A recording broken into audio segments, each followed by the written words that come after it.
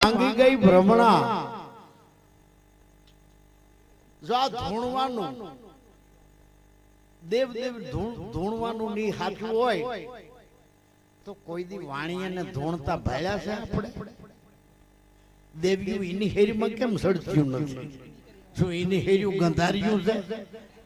આપણે કોઈ દી દાંતણ કરીએ નહીં, નાઈ નહીં, એની હેરીમાં સડી દેવને કે એની હેર ચોકી એટલે સડી. કોઈ દી વાણિયાના ઘરમાં એને પાટ નાખીને દાણા જોતા નથી, એના ઘરમાં કોઈ દી ડાકલા વાગતા નથી, ઈ કોઈ દી વાહમાં હાકડું નાખતા નથી, વાણિયા કોઈ દી સાસરે પડતા નથી. નાગરના ઘરમાં ડાકલા વાગ્યા કોઈ દી? નાગરું ભેગા થઈને વાસાન વધાવો માગવા બેઠા? કારણ કે ઈ બુદ્ધિજીવી કોમ છે.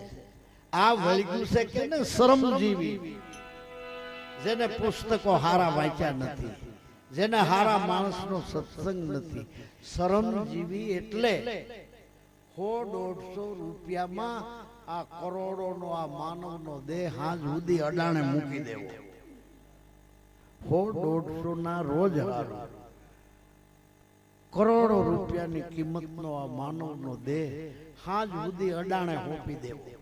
ઈ પાણી પીવાનું કહે તે પાણી પીવાય, ઈ રોટલો ખાવાની રજા આપે તો ઈ રોટલો ખવાય, ઈ કહે કે ઉઠી જાઓ કામે લાગી, ઉઠી જવું પડે. હાજ સુધી અડાણે શરીર મૂકી દેવું પડે. શ્રમજીવી વાયુ તોડવી, ખાળિયા ખોદવા, ધૂળ્યું ફોડવી, આવું કેમ કરવું પડે છે? આપણે હારા માણસનો સંગ નથી, હારા શાસ્ત્રો વાંચ્યા નથી, એટલે આ બધાય દેવ કીધું કે અહીંયા મજા આવી છે. આપણે એક પછી એક કર્યા બધાય દેવ, અને એને પાલન પોષણ કરનારા નાલાયકો કે ગણે દાડો દૂધ પીએ છે. તાતા આખા ભારતમાં બધાએ પડકાર ઝીલી લીધો કે આ અમારે પીધું, ઓલો કે અમારે પીધું, ઓલો કે અમારે પીધું. ગણે દાડો દૂધ એનો ખોરાક નથી, એનો 5 લાડવાનો ખોરાક.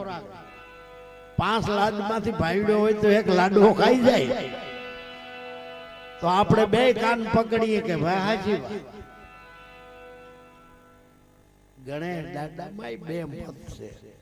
એક ગણેશ પાર્વતીનો દીકરો, ઈ ગણપતિ, શંકરના ગણ એનો પ્રમુખ, ઈ ગણપતિ.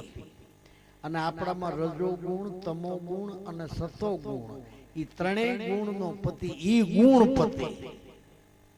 ઈ ગુણપતિ. રજો ગુણ ઉપર રહેવું હોય તો તારી સત્તા છે, તમો ગુણ ઉપર રહેવું હોય તો તારી સત્તા છે, સતો ગુણ ઉપર રહેવું હોય તો તારી સત્તા, અને 3 ગુણ થી પર અવસ્થામાં જવું હોય તો તારી. તું ગુણાતીત છો, તું ગુણાતીત. એટલે ગુણપતિમાં હજી સમજ્યા અને કે દૂધ પીએ છે ગણેશ દાડો. ઈ પૂરું થઈ ગયું પછી કે દશામાની હાંડડી દૂધ પીએ છે. હાંડડીને દૂધને શું લેવા દેવા? દશામાની હાંડડી દૂધ પીતી હોય ને એના આગળ તો ગળોના વેલા નાખવા જોઈએ, બસ ભરીને લીમડો નાખવો જોઈએ. જો એમાંથી 2 મોઢા ઈ સામી જાય તો આપણાથી થોડો ના પડે, ખોટું થોડું કહેવાય.